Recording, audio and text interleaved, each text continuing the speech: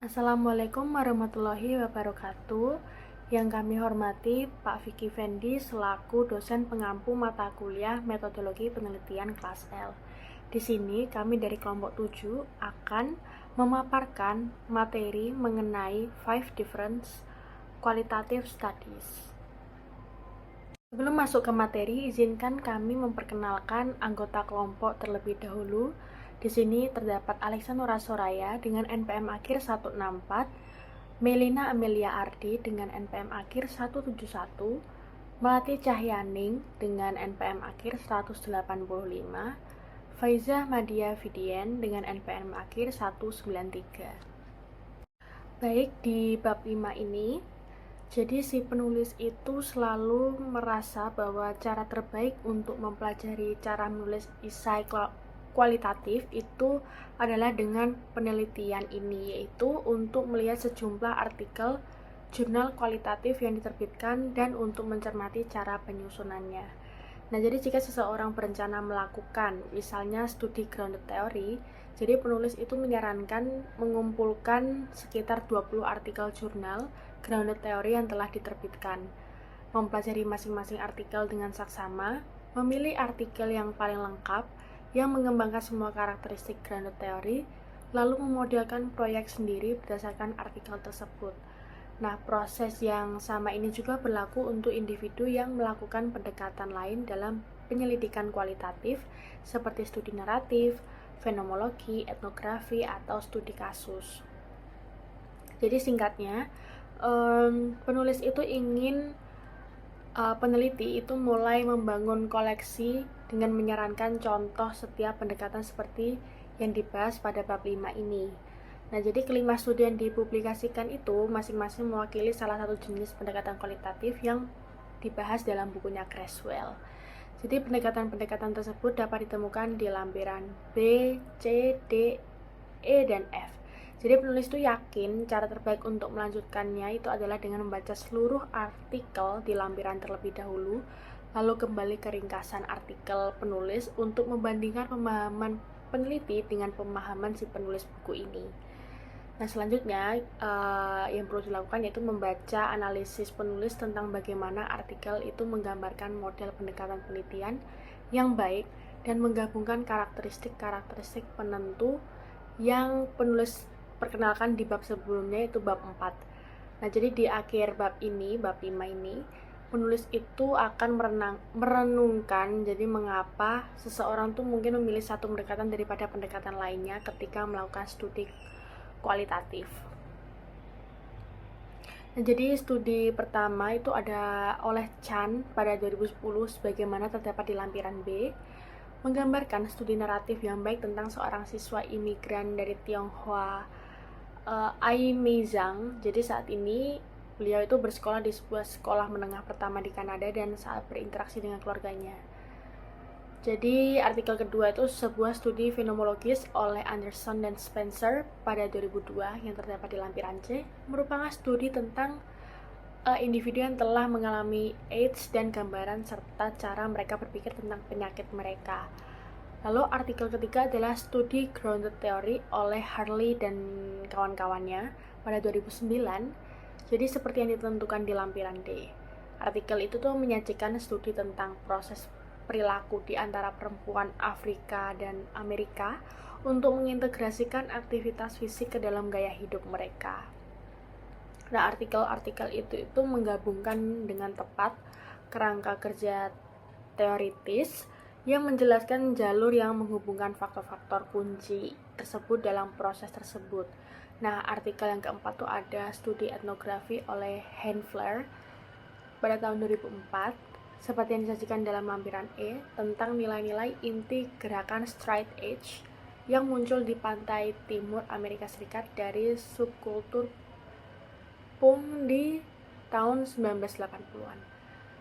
Jadi para sexers itu mengadopsi ideologi hidup bersih dengan berpantang seumur hidup dari alkohol, tembakau, narkoba, dan seks bebas.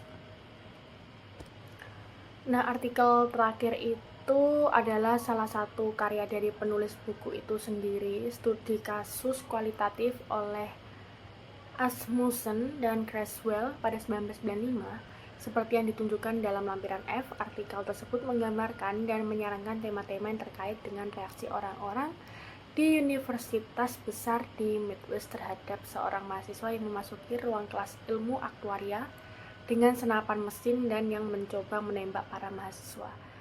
Jadi penulis itu menyertakan artikel tersebut dalam kumpulan contoh dalam buku-buku itu karena topik kekerasan di kampus masih relevan saat ini, seperti saat beliau itu menulis artikel ini itu pada tahun 1995. Lalu ada pertanyaan untuk diskusi. Nah, jadi ada beberapa pertanyaan seperti apa yang menjadi fokus dalam studi naratif sampel, pengalaman apa yang diperiksa dalam studi fenomenologi sampel, teori apa yang muncul dalam studi grounded theory, kelompok budaya apa yang dipelajari dalam contoh etnografi belajar, apa kasus yang sedang dipelajari dalam studi kasus tersebut, apa perbedaan kelima pendekatan tersebut, lalu bagaimana seorang peneliti memilih di antara 5 pendekatan untuk studi tertentu. Baik, selanjutnya ada studi narasi. Nah, di sini tuh ada dari lampiran B, kita melihat dari lampiran B, yaitu Chan 2010. Nah, jadi ini merupakan kisah seorang siswa imigran Tionghoa, namanya Ai Mei Zhang, siswa kelas 7 dan 8 di Bay Street School di Toronto, Kanada. Ai Mei itu dipilih untuk diteliti oleh peneliti karena ia dapat menginformasikan bagaimana identitas etnis dibentuk oleh ekspektasi dari sekolah dan gurunya, teman-temannya di sekolah, dan rumahnya. Nah, Ai Mei itu bercerita tentang kejadian-kejadian spesifik dalam hidupnya, dan penulis itu mendasarkan artikel naratifnya pada kisah-kisah tersebut, serta pengamatan di kelasnya. Nah, peneliti itu juga melakukan wawancara dengan Ai Mei dan murid-murid lain, membuat catatan lapangan yang ekstensif, dan mencari partisipasi aktif dalam kegiatan sekolah Ai Mei. Misalnya malam multikultural, makan malam keluarga, dan percakapan kelas antara Ai Mei dan teman-teman sekelasnya. Nah, minat utama penulis yaitu mengeksplorasi cerita-cerita yang saling bertentangan yang muncul selama pengumpulan data ini. Jadi dari analisis tematik data-data tersebut, penulis itu menyajikan beberapa cerita yang saling bertentangan.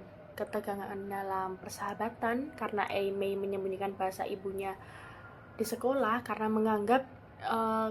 karena dianggap jadi sebagai hambatan untuk bahasa Inggris yang diterima, tekanan yang untuk menggunakan bahasa Mandarin di sekolah dan menggunakan bahasa ibunya di rumah bersama keluarganya, berbagai pengaruh yang saling bertentangan dari harapan orang tua untuk perilaku dan harapan dari temannya sebaya di sekolah. Lalu juga ada konflik antara kebutuhan keluarga untuk membantu dalam bisnis keluarga dan harapan guru untuk menyelesaikan pekerjaan rumah dan mempersiapkan diri untuk ujian dan tugas. Lalu, sebagai elemen terakhir dari temuan, penulis itu merefleksikan pengalamannya dalam melakukan penelitian seperti bagaimana berbagai peristiwa yang ia ikuti itu membentuk pemahamannya, bagaimana peluang muncul untuk membangun kepercayaan, bagaimana hubungan dengan Ai Mei dinegosiasikan, dan bagaimana ia mengembangkan rasa advokasi untuk siswa muda ini. Nah, pada akhirnya, peneliti itu berkontribusi untuk memahami tantangan siswa imigran atau minoritas, harapan yang saling beririsan dari siswa, guru, teman sebaya, dan orang tua, lalu juga bagaimana nilai-nilai individu dalam komunitas etnis dibentuk oleh interaksi ini. Nah, jadi dalam arti yang lebih luas, penelitian ini tuh menginformasikan pekerjaan guru dan administrator yang bekerja dengan populasi siswa yang beragam dan berfungsi sebagai contoh narasi sastra berbasis kehidupan. Itu kutipan dari Chan 2010 halaman 121. Nah, artikel tersebut tuh juga menyajikan dengan baik fitur-fitur yang menentukan sebuah studi naratif seperti yang diperkenalkan pada bab sebelumnya, yaitu bab 4. Jadi penelitian mengumpulkan cerita dari satu orang, yaitu seorang Tionghoa mahasiswa imigran Ai Mei Zhang. Lalu peneliti menjelaskan secara eksplisit sifat kolaboratif dari bagaimana cerita dikumpulkan dan bagaimana hubungan yang terbangun dari waktu ke waktu antara peneliti dan partisipan dalam penelitian. Lalu peneliti memilih untuk fokus pada pengalaman individu ini dan lebih khusus lagi pada identitas budaya siswa ini dan bagaimana orang tua teman sebaya dan guru membantu membentuk identitas ini. Lalu peneliti juga menetapkan basis bukti informasi untuk mengeksplorasi identitas budaya ini melalui berbagai bentuk data seperti pengamatan pribadi, wawancara, catatan lapangan, dan kehadiran di acara. Nah, peneliti itu mengumpulkan data dari waktu ke waktu dari musim gugur tahun 2001 hingga Juni 2003, sehingga ada banyak kesempatan untuk mengkaji perkembangan peristiwa dari waktu ke waktu. Namun, narasinya itu tidak dibangun untuk melaporkan kronologi tema, dan dalam membaca laporan ini itu sulit untuk menentukan apakah satu tema, misalnya menyembunyikan bahasa dalam orientasi siswa baru, terjadi sebelum atau sesudah tema lain, misalnya percakapan saat makan yang melibatkan bahasa Mandarin sekolah dan bahasa Fujian di rumah. Lalu ada peneliti menggunakan analisis tematik Risman 2008 untuk melaporkan apa yang terjadi kepada siswa tersebut, orang tuanya, dan sekolahnya. Lalu ada peneliti itu menyoroti ketegangan spesifik yang muncul di setiap tema, misalnya ketegangan antara penggunaan bahasa Mandarin dan bahasa Fujian di rumah. Namun, narasi secara keseluruhan tidak menyampaikan titik balik atau pencerahan tertentu dalam alur cerita. Lalu juga ada peneliti itu membahas tempat atau konteks sekolah Bay Street di mana sebagian besar insiden terjadi dan dilaporkan dalam narasi.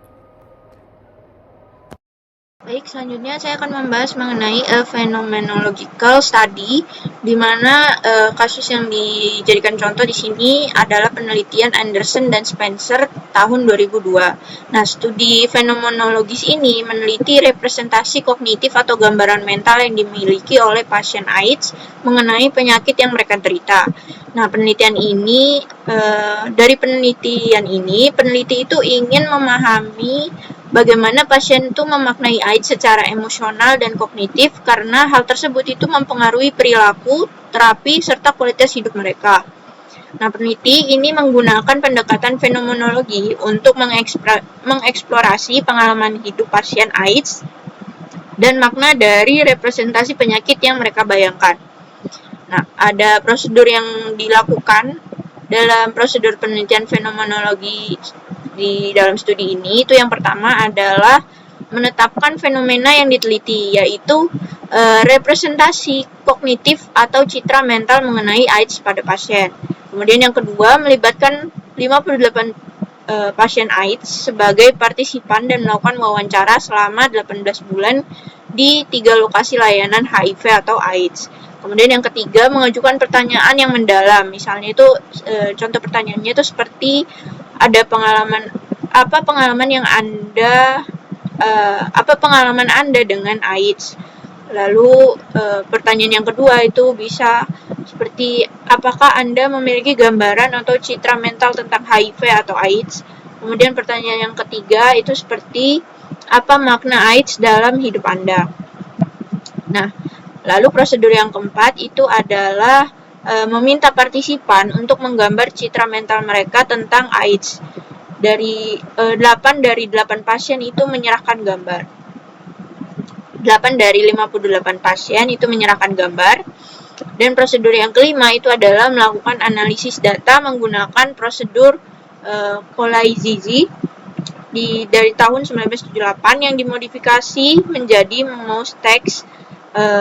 Moustakas di tahun 1994 yang meliputi prosedurnya itu meliputi membaca transkrip berulang kali dan memahami keseluruhan data. Kemudian prosedur yang kedua mengidentifikasi pernyataan signifikan. Yang ketiga mengelompokkan unit makna menjadi tema. Yang keempat menyusun deskripsi menyeluruh fenomena. Dan yang kelima memvalidasi hasil dengan partisipan.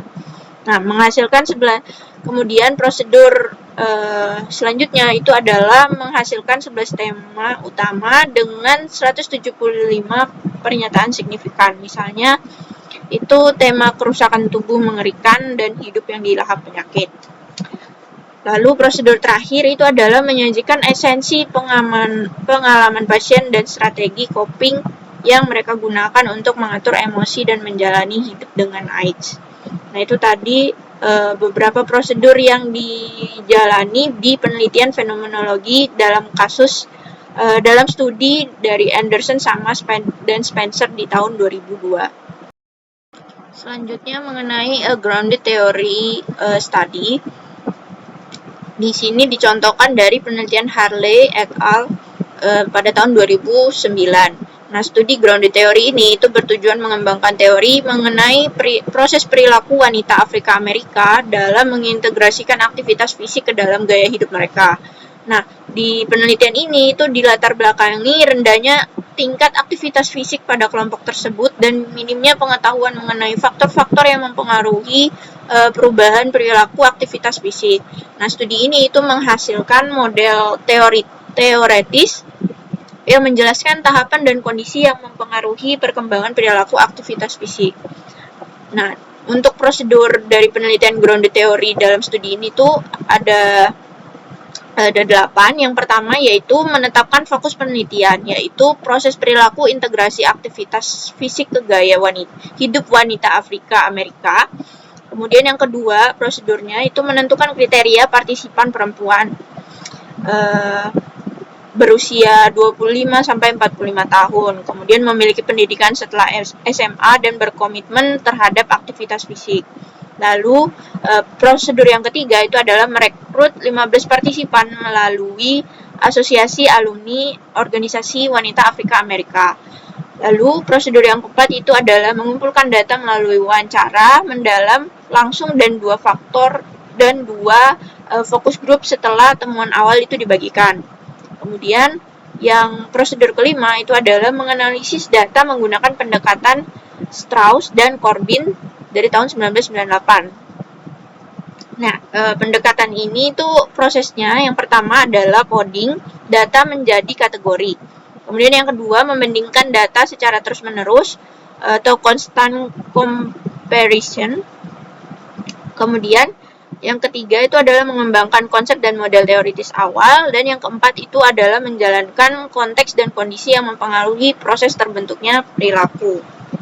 Nah, setelah prosedur yang kelima menganalisis data menggunakan pendekatan Strauss dan Corbin itu tadi, prosedur keenam itu adalah menghasilkan model teoritis yang terdiri dari 3 fase perilaku. Yang pertama itu adalah inisiasi, transisi, dan integrasi aktivitas fisik dalam gaya hidup. Kemudian yang ketujuh itu adalah menjabarkan kategori dan kondisi dalam tiap fase, termasuk praktik perencanaan, aktivitas fisik, lalu menyajikan taksonomi of planning methods dalam bentuk bagan. Lalu yang kedelapan itu menyimpulkan implikasi praktis bagi desain program peningkatan aktivitas fisik untuk wanita Afrika Amerika. Baik, untuk materi berikutnya yaitu studi etnografi. Nah, di sini etnografi Heinfler itu dengan baik menggambarkan elemen inti dari studi etnografi dan aspek etnografi kritis. Etnografi ini adalah studi tentang kelompok berbagi budaya dan nilai-nilai inti serta keyakinan para anggotanya. Penulis itu pertama-tama mendeskripsikan kelompok berdasarkan anggotanya, ide, kemudian mengajukan 5 tema tentang perilaku kelompok, dan diakhiri dengan tingkat abstraksi yang luas di luar tema untuk menunjukkan bagaimana subkultur tersebut bekerja. Kelompok ini telah berinteraksi untuk beberapa waktu dan mengembangkan cara berperilaku. Nah, dengan menggunakan pendekatan etnografi kritis, penelitian ini menerapkan teori resistensi untuk menunjukkan bagaimana kelompok tersebut menentang budaya dominan pada tingkat makro, meso, dan mikro. Jadi penulis itu menggunakan teori tentang perlawanan terhadap oposisi oleh kelompok pemuda kontra budaya untuk menjelaskan cara kerja kelompok tersebut. Kelompok tersebut melawan budaya dominan dengan cara yang kompleks dan berlapis, misalnya yaitu tadi makro, meso, dan mikro. Penulis juga membahas tentang kualitas transformasi personal dan sosial yang dihasilkan dari partisipasi dalam kelompok berbagi budaya. Berbeda dengan pendekatan kritis lainnya, studi ini tidak berakhir dengan seruan untuk transformasi sosial, tetapi secara keseluruhan bertujuan untuk mengkaji ulang perlawanan subkultur. penulis memposisikan dirinya dengan menggambarkan keterlibatannya dalam subkultur dan perannya sebagai pengamat partisipan dari kelompok tersebut selama bertahun-tahun. Penulis juga terlibat dalam kerja lapangan dengan melakukan wawancara yang lebih mendalam yang tidak terstruktur. Dari sini emit data dan catatan lapangan peneliti etika data sebuah interpretasi budaya dibentuk mengenai bagaimana kelompok tersebut bekerja. Para anggota subkultur pemuda membangun makna individual dan kolektif atas partisipasi mereka. Perlawanan terjadi di berbagai tingkatan. Metode perlawanan bersifat personal dan politis. Kemudian kami mengakhiri studi ini dengan pandangan kompleks tentang bagaimana di sini itu bekerja sebagai sebuah kelompok dan budaya mereka. Berikutnya mengenai studi kasus Asmussen dan Creswell 1995. Studi kasus kualitatif ini menggambarkan reaksi kampus terhadap insiden penembakan di mana seorang mahasiswa itu mencoba menembak teman sekelasnya. Penelitian ini dimulai dengan deskripsi rinci tentang peristiwa tersebut, diikuti dengan kronologi 2 minggu setelah kejadian, serta mencakup rincian konteks mengenai kota, kampus, gedung, dan tempat peristiwa itu terjadi. Data dikumpulkan dari berbagai sumber, bisa dari wawancara, observasi, dokumen, dan materi audiovisual yang kemudian dirangkum dalam bentuk tabel. Karena pembatasan etis dan institutional review board, peneliti tidak mewawancarai pelaku maupun mahasiswa yang sedang menjalani konseling setelah kejadian. Dari hasil analisis data nanti muncul 5 tema utama, yaitu penyangkalan, ketakutan, keamanan, trauma ulang, dan perencanaan kampus. Tema-tema tersebut nanti dikelompokkan jadi 2 perspektif utama. Yang pertama respon organisasional, yaitu tindakan dan kebijakan institusi kampus, dan yang kedua respon sosial psikologis, yaitu reaksi emosional dan sosial komunitas kampus. Kedua perspektif ini dihubungkan dengan literatur yang relevan untuk memberikan analisis berlapis dan interpretasi yang lebih luas terhadap makna kasus tersebut. Peneliti juga menyarankan agar kampus itu menyiapkan rencana penanganan kekerasan serta mengajukan pertanyaan-pertanyaan yang penting untuk membantu perencanaan tersebut. Dengan mengikuti standar struktur studi kasus dari Lincoln dan Guba, penelitian ini mencakup ada masalah, konteks, isu, dan pelajaran yang diperoleh. Dan epilog itu juga mencerminkan pengalaman, dan ditambah dengan bagian epilog yang mana mencerminkan pengalaman pribadi dari penulis dan menambahkan unsur reflektif tanpa mengganggu alur penelitian. Sebagai kesimpulan, studi kasus ini memberikan implikasi praktis bagi pihak kampus dengan menekankan pentingnya kesiapsiagaan dan perencanaan dalam menghadapi insiden kekerasan di kampus di masa mendatang. Nah, kemudian selanjutnya saya akan menjelaskan terkait dengan perbedaan di antara kelima pendekatan kualitatif. Jadi pertama kita mulai dengan memahami perbedaan setiap utama antara 5 pendekatan penelitian kualitatif. Nah, setiap pendekatan ini mempunyai tujuan dan fokus yang berbeda. Dan justru dari perbedaan inilah muncul keunikan masing-masing. Yang pertama adalah narrative study. Jadi pendekatan ini berfokus pada kehidupan seseorang dan bagaimana kisah hidupnya bisa merepresentasikan isu sosial atau budaya yang lebih luas. Nah, jadi di sini peneliti berperan seperti seorang pencerita, menggali pengalaman individu dan menuliskannya sebagai narasi yang bermakna. Misalnya, cerita tentang seorang siswa imigran yang menghadapi tantangan di sekolah baru. Nah, bisa menjadi cerminan dari pengalaman banyak siswa lain dalam situasi serupa. Berbeda dengan hal tersebut, fenomenologi tidak fokus pada satu orang tertentu. Nah, tujuan utamanya adalah memahami pengalaman hidup dari beberapa orang yang mengalami fenomena yang sama. Peneliti mencari inti atau esensi dari pengalaman itu. Hal apa yang dirasakan sama oleh semua partisipan.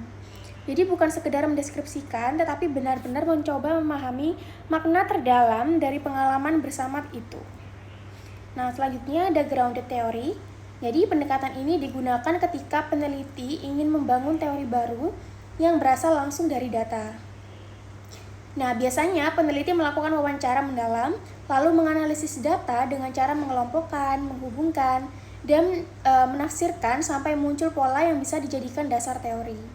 Kelebihannya, teori yang dihasilkan benar-benar muncul dari realitas, bukan dari asumsi awal peneliti. Kemudian ada etnografi, jadi di sini fokusnya bukan individu, tetapi kelompok budaya.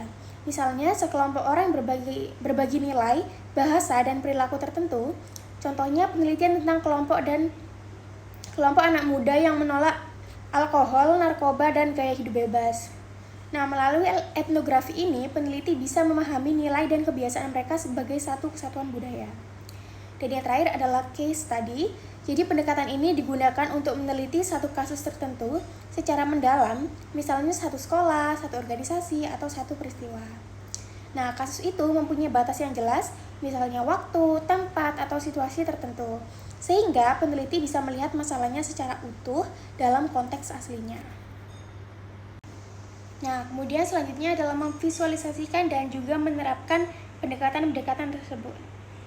Nah, seperti pada gambar diagram 5.1, diagram ini menggambarkan bagaimana kelima pendekatan itu berbeda berdasarkan fokus utamanya.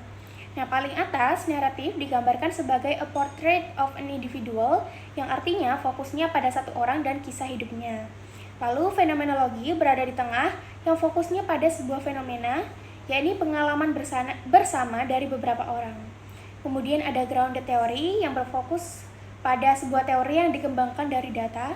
Kemudian ada etnografi yang menggambarkan kelompok budaya yang berbagi nilai dan perilaku. Dan yang terakhir adalah case study yang berada di posisi yang menekankan sebuah kasus yang memiliki batas jelas. Nah, agar lebih konkret, bisa lihat beberapa contoh penelitian. Misalnya dalam narrative study, kisah Ai Mei Zhang, seorang siswa imigran asal Tiongkok yang bersekolah di Kanada. Nah, kisahnya menggambarkan pergulatan seorang remaja dalam menyesuaikan diri di lingkungan baru. Nah, dari satu cerita pribadi itu, peneliti bisa mengungkap makna sosial yang lebih luas tentang identitas, bahasa, dan perbedaan budaya. Kemudian untuk fenomenologi, contohnya penelitian tentang bagaimana orang menggambarkan pengalaman mereka ketika sakit kronis. Dari berbagai wawancara, peneliti menemukan kesamaan makna, misalnya rasa kehilangan kendali, harapan, atau perjuangan yang sama. Nah, hasil akhirnya adalah deskripsi tentang hakikat pengalaman itu, bukan sekedar daftar gejala atau opini saja. Kemudian dalam grounded theory, misalnya penelitian tentang bagaimana perempuan kulit hitam di Amerika mengintegrasikan aktivitas fisik dalam kehidupan sehari-hari.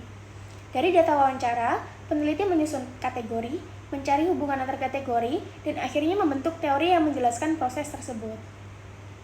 Kemudian ada etnografi, seperti pada penelitian yang menyurati bagaimana kelompok membentuk identitas dan nilai moral mereka. Jadi peneliti mempelajari interaksi sosial, simbol, dan rutinitas mereka. Hasilnya kita jadi memahami dunia dari sudut pandang mereka sendiri. Kemudian dalam case study, misalnya penelitian tentang kejadian penembakan di sebuah kampus. Nah, peneliti menelusuri kronologi, wawancara banyak pihak, dan mengaitkannya dengan literatur. Dari sana diperoleh pemahaman mendalam tentang bagaimana kampus merespons secara organisasi maupun psikologis. Nah, sekarang kita masuk ke bagian terakhir, yakni bagaimana memilih pendekatan yang tepat untuk penelitian kita. Jadi, langkah pertama adalah menentukan tujuan utama penelitian. Jadi, kalau kita ingin menceritakan kehidupan seseorang dan menggali makna dari kisah itu, maka gunakan narrative study. Kemudian, kalau kita ingin memahami makna pengalaman yang dialami oleh banyak orang, maka gunakan fenomenologi. Lalu, kalau ingin mengembangkan teori baru dari data, maka pilih grounded theory. Lalu, kalau ingin memahami budaya suatu kelompok, maka pilih etnografi. Dan kalau ingin meneliti suatu kasus secara mendalam dan kontekstual, maka pilih case study. Baik, sekian pemaparan materi dari kami selaku kelompok 7 terkait dengan bab 5 yang berjudul 5 Different Qualitative Studies atau 5 studi kualitatif yang berbeda. Mohon maaf jika ada salah dalam penyampaian maupun sikap. Semoga apa yang kami sampaikan dapat bermanfaat. Terima kasih atas perhatiannya. Wassalamualaikum warahmatullahi wabarakatuh.